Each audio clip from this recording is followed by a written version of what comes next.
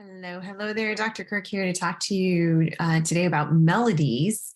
As I'm sure you've watched carefully on your assignment list on Blackboard, you know that you have a melody assignment that is due in about a month.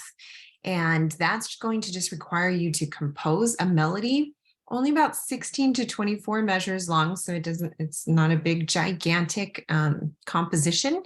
But I first wanted to talk to you about the features of a melody. What makes a good melody? What is a melody? All of those things.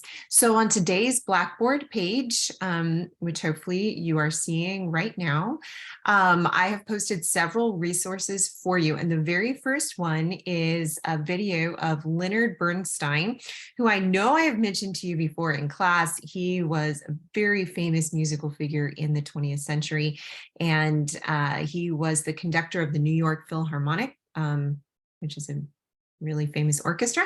Anyway, and as part of his role there, he created a series of what were called Young People's Concerts, which you can see the title on the screen. And that was actually televised on national TV. So children all over the country on Saturday mornings, instead of cartoons, would park themselves in front of the TV and watch Leonard Bernstein and the New York Philharmonic Orchestra demonstrate and explain things about music, some of them very sophisticated things for children, which is really young people of all ages. You'll probably see them scan the audience and see some different kids of different ages and not so much kids. But anyway, not the point. Let me play a little bit of this for you. And if you are super interested, you can watch all the rest of it. They're just on YouTube. So these originally were aired in the 60s, if that gives you an idea. So let's listen to a little bit of what Leonard Bernstein has to say about melody, some really interesting things that he's going to bring up. So you'll want to take some notes. These are things that we're going to address when we're talking about how to compose our own melodies.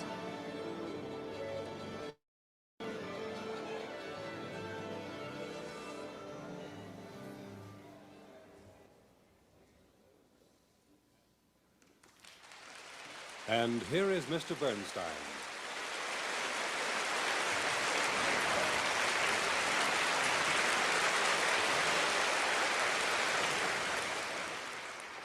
My dear young friends, on our last program, we devoted so much time to introducing our new Philharmonic Hall to you and to introducing you to the new science of acoustics that we didn't get to talk very much about music. So today, we're going to make up for lost time and talk about the meat and potatoes of music, the main course, which is melody. Now, to some people, music and melody are the same thing. It's the whole meal, so to speak. When you think of music, you think of melody right away. And they're right in a way, because what is music anyway, except sounds that change and move along in time? And that's practically a definition of melody, too. A series of notes that move along in time, one after another.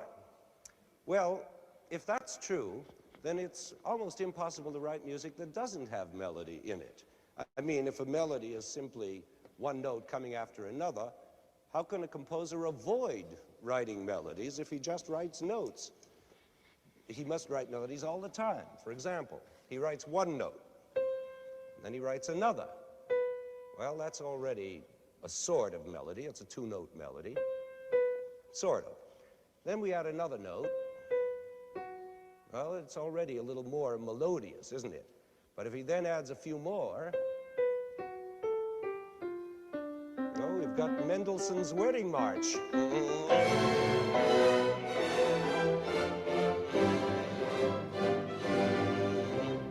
See how simple it is?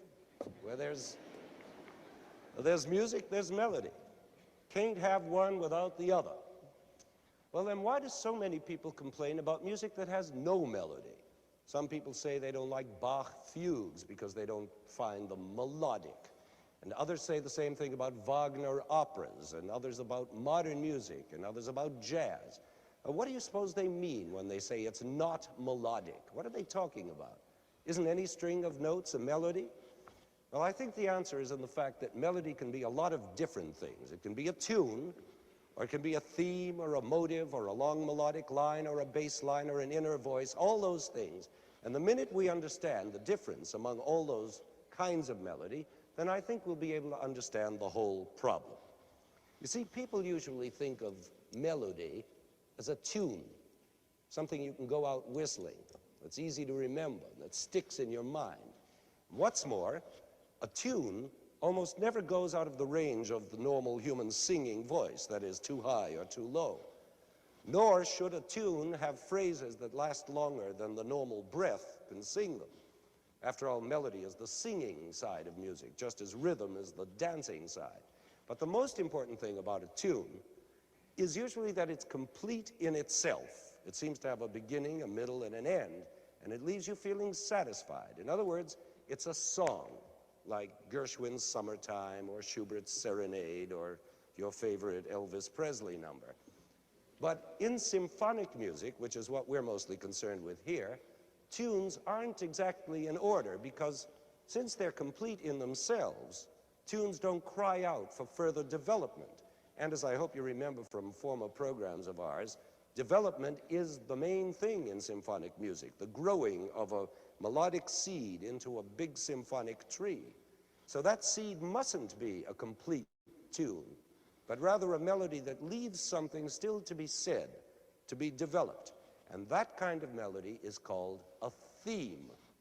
Well, that's already a problem for those people who are always expecting music to consist of full-blown tunes.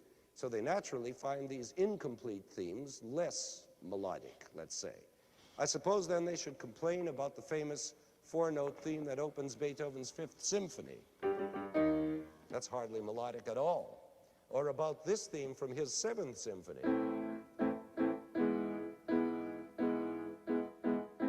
Which is mostly harping on the same note. But both of those themes are kind of melodies, even though they're not tunes. That's the important thing to remember. They're not tunes, but they're themes. Now, of course, there are symphonic themes that are much more melodious than those. Only think of Tchaikovsky's Sixth Symphony, for example.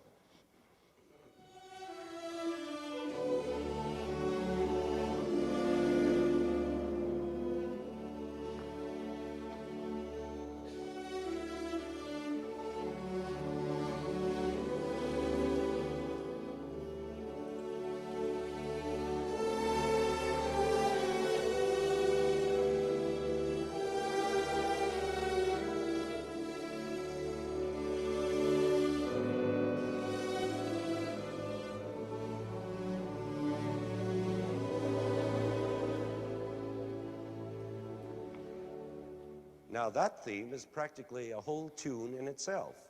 What is it about that big, tuneful theme that makes it so attractive and beloved all over the world, besides the fact that Tchaikovsky was a melodic genius? Well, the answer is repetition, either exact repetition or a slightly altered repetition within the theme itself.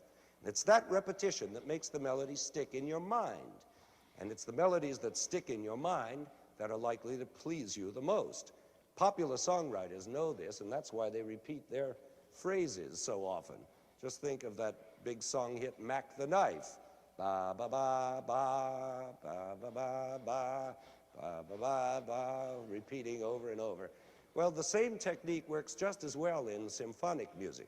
For instance, let's just see how Tchaikovsky went about building up that lovely theme we just heard by simply repeating his ideas in a certain arranged order, what I like to call the 1-2-3 method.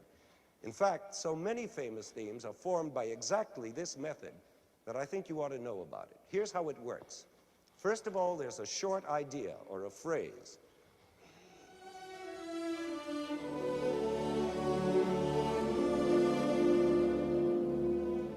That's number one. Now, second, the same phrase is repeated, but with a small variation.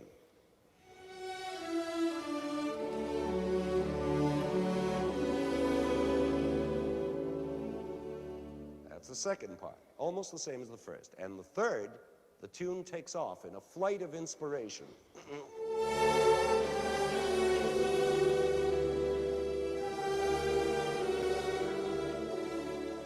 and so on. That's the 1, 2, 3 method.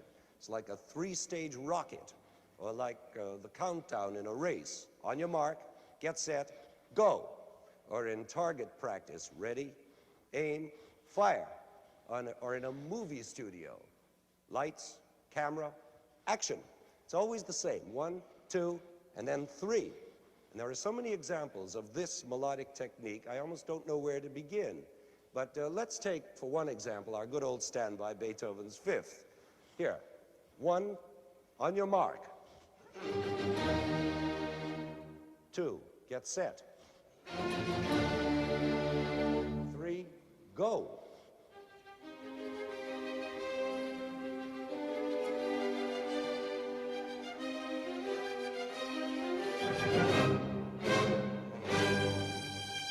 One, 2, 3. Or do you know that haunting theme in the César Franck Symphony? It's the same thing. First, there's a phrase.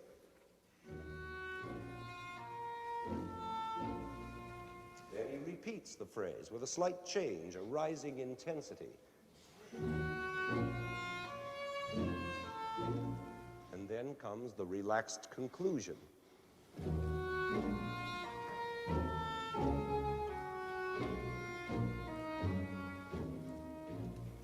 Or the same thing is true in Mozart's Hafner Symphony. It goes, ready, aim, fire, and so on. There are millions of them, examples of this 1, 2, 3 design. All right, I'm going to go ahead and pause it there. There's so much here. So much here in this video, just this short portion of this young person's concert from Leonard Bernstein. And as I said, if you're interested, go ahead and watch the rest of it. It's posted here on our Blackboard page. And this is only one portion of it, this video. So you're welcome to go to YouTube and watch all the rest of that particular concert on melody specifically, but he also has tons of others on other musical topics. So that would be really interesting, I'm sure, for you to dig in further if you have the time. So I thought it was really interesting, a couple of things that he said. One was differentiating between a tune and a melody, which is not something that I usually do. I usually think of them as basically the same kind of thing. For your purposes, you will look to write something that is within a normal singing voice, and phrases that are not too long, and all of those things that he described as a tune versus a melody, because of course he was giving you some really great examples of melodies or symphonic melodies, right, for a whole orchestra to play. And those are some great examples. I have some more commonplace examples for you that demonstrate some of that 1, 2, 3 method, or ready, set, go, that he described to you. And it's really uncanny how many melodies follow that same type of format. That's not something that you'll be graded on or that you specifically have to do, but it's interesting to see how melodies fit together in a certain way. And it's one thing that you could think about doing in structuring your own melodies. So the first example that I chose for you is When the Saints Go Marching In. I'm sure you've heard it before. I'm sure you've heard it before, but if not, this is what it sounds like.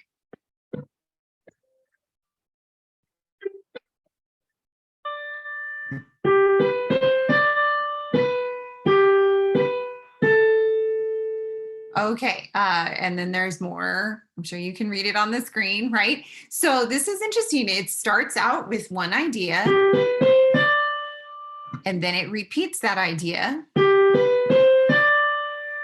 And then it takes that same idea and goes on from there. It's like that 1, 2, 3 method that he was talking about.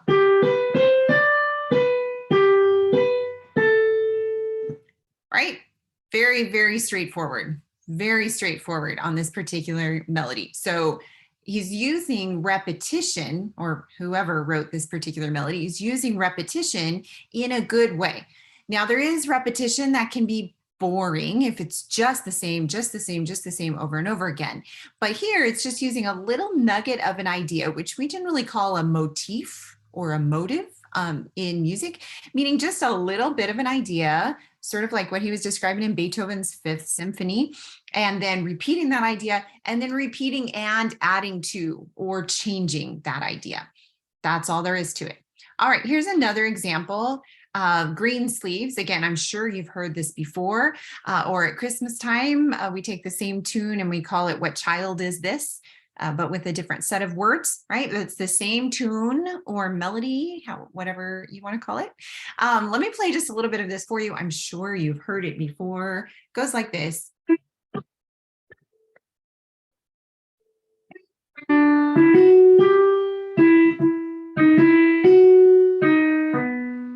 Yep, sound familiar?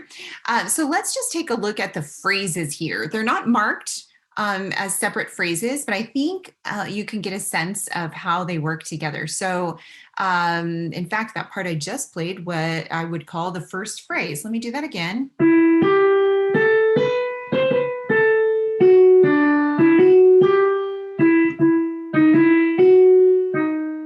That's one phrase. Next.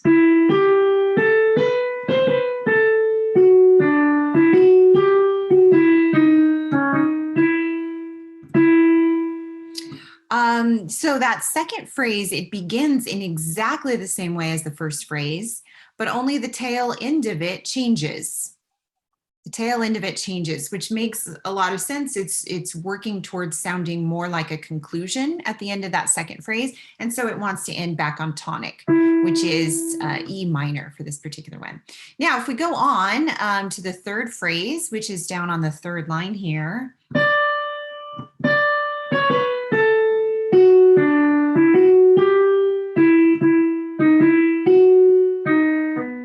And then the fourth phrase.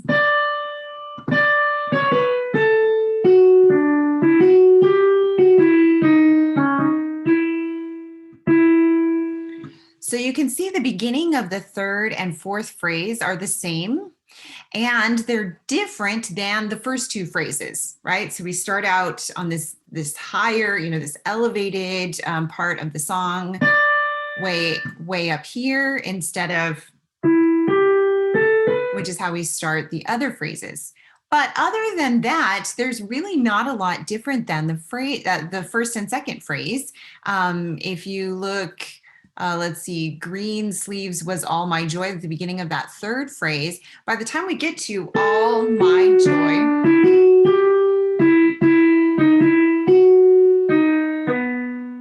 all of that is the same as the first phrase.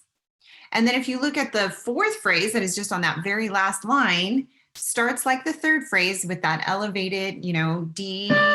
But again, the rest of this is the same as the second phrase.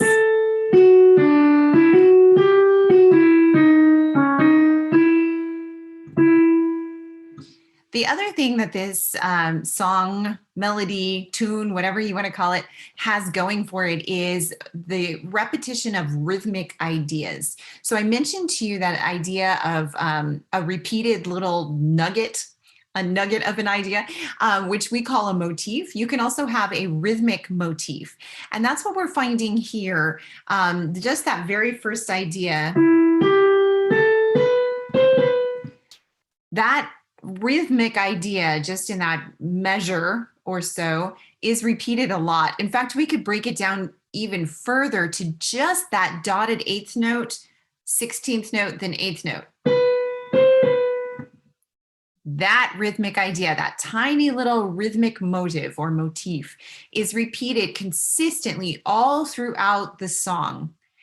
And it makes it really easy to stick in your head because we've got that consistency of rhythm.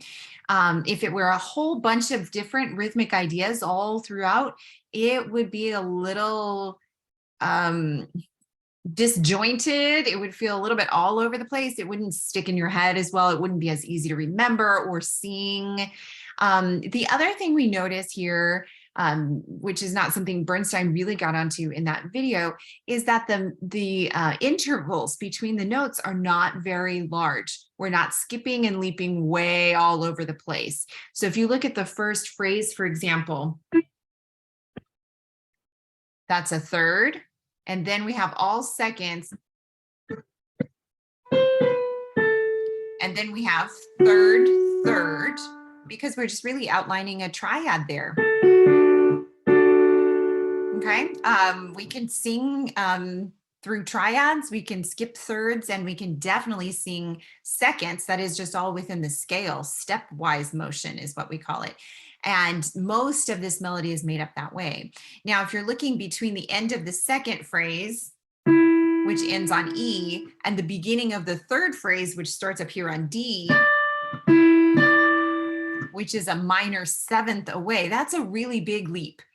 But we have a gap between phrases to breathe and go to that higher note, that seventh up from the E. And it's not so overwhelming. But if you had all throughout your melody, you were leaping sevenths up and down and up and down, that would be very awkward. So we try to limit the size of our intervals so we don't have anything larger than necessary, which is usually seconds, thirds, maybe fourths, and not much larger than that if we don't have to, for a very, very good reason.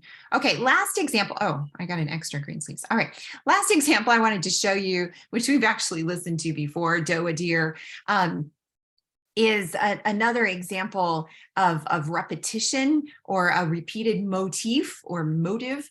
So let me play just a little bit. I know you've heard this one before. I'm certain of it because we played it in class before. So here we go.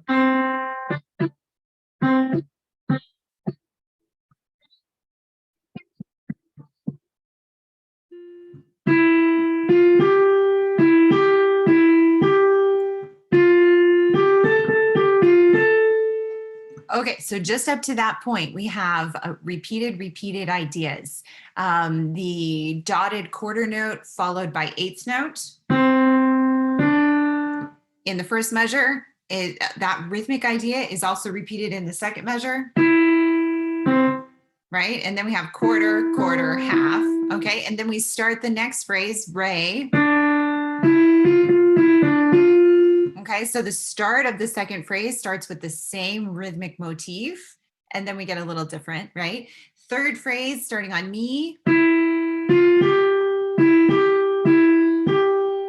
Just like the first phrase, but a step higher. So what we have here is not only repeated motifs, but we have an idea called sequence or sequencing. We can do either one, but a sequence in music means that we're taking one idea and we're repeating it at a higher pitch or a lower pitch. In this case, we're seeing it in a higher pitch. In fact, we can see it on the second half of the song even better, starting with so, a needle pulling thread. That's one idea. Next phrase. Sorry, I was thinking that should be a G sharp for a second, but it wasn't. So that la, a note to follow so, is exactly copying our so, a needle pulling thread, but one step higher. And then the next phrase, T,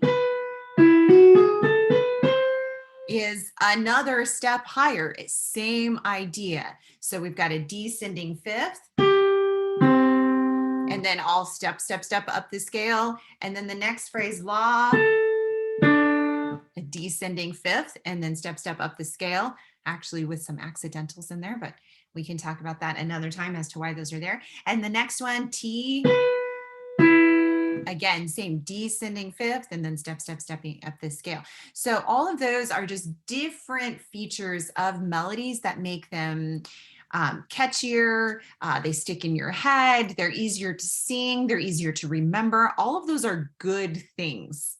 All of those are good things. So what we typically find in, sorry, I'm going to flip my screen over here really quick while I'm talking to you. What we typically find in a lot of the popular styles of music, even much of the worship music that's out right now, is not always these same features of melody that I'm talking about right now. Sometimes they have short little chopped up phrases, so you can breathe a lot in between every couple of words, and that doesn't give a real sense of continuity, doesn't give a whole shape to a phrase like we're seeing here. Sometimes we find also other popular styles of music, sorry, sorry, switching my screen. All right. Sometimes we find leapiness and jumpiness, kind of jagged. We call that disjunct motion, which just means it's not a smooth, connected idea that you can see from in one phrase or even one whole melody. You see it kind of leaping around, and it tends to be a little bit awkward that way. It's definitely harder for people to sing. And even if you're not a singer, even if you're thinking instrumentally, still you want to consider all of these features of a melody in terms of how it would be sung, because oftentimes what we do on our instruments is still trying to emulate the beauty of the human voice and how we can portray that melody that way. So anyway, I pulled up here our assignment page, which is just on the assignment tab on Blackboard for you. And as I said, this is due in about a month. So you have some time to think through it, consider it, think about what you're going to do. And I just wanted to go through, I know you can read. So I just wanted to go through some of the high points, wanted to point out some of the things that we want to consider. So you'll be composing a melody. Sorry, lots of notifications all at once there. Sorry about that. Remember that a melody is just made up of single notes, like the ones I was just playing for you. La, la, la, la, la. No chords attached to that. I wasn't playing or whatever, right notes. Anyway, I wasn't playing it with all chords. I was playing only the melody. That's all we're focusing on for this particular assignment. If you would like to put in some chord symbols, if you really have chords in mind when you are writing this particular melody and you just want to, notate that, you're certainly welcome to, but that's not part of this assignment. We're looking really for just a single melody. So on number 2 there, you can see, or if it's too teeny on my screen, again, this is on your Blackboard page also, you can pull it up. The melody should be about 16 to 24 measures long.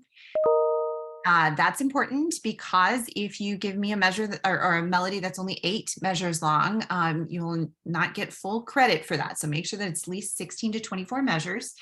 And I'm sure none of you would do this, but just like in your English class, if they tell you the paper has to be 4 pages long, you're not going to choose 20-point font and like 3-inch margins or something like that to try to make it look bigger.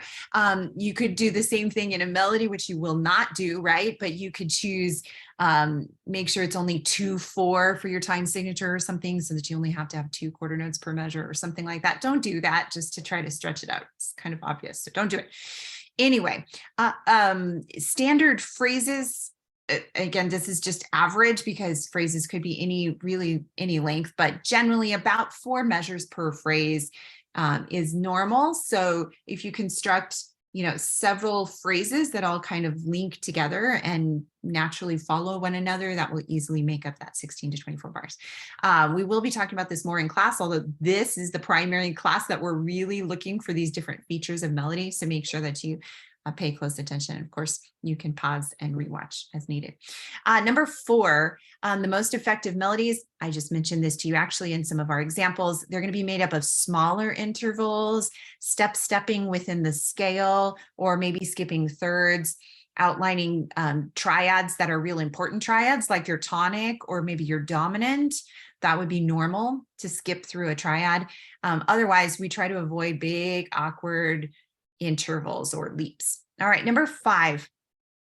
I mentioned this to you as well in our in some of the examples that we were just looking at. It's best if you can choose 1 or 2 rhythmic ideas and use those consistently throughout. Okay, 1 or 2.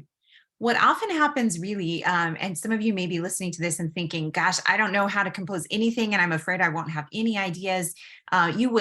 You will, as you sit down and think through it, you will find ideas. But what happens more often actually is you end up with too many ideas. And if you have, 5 or 6 or 7 or 8 different rhythmic ideas, your melody will feel very scattered and just sort of all over the place. And we want it to be cohesive, like one unified idea. For example, those rhythms I pointed out to you in Greensleeves, And in do-a-deer, same types of rhythmic ideas that are being repeated throughout, and that helps. It really helps the melody. Okay, so that's on number 5.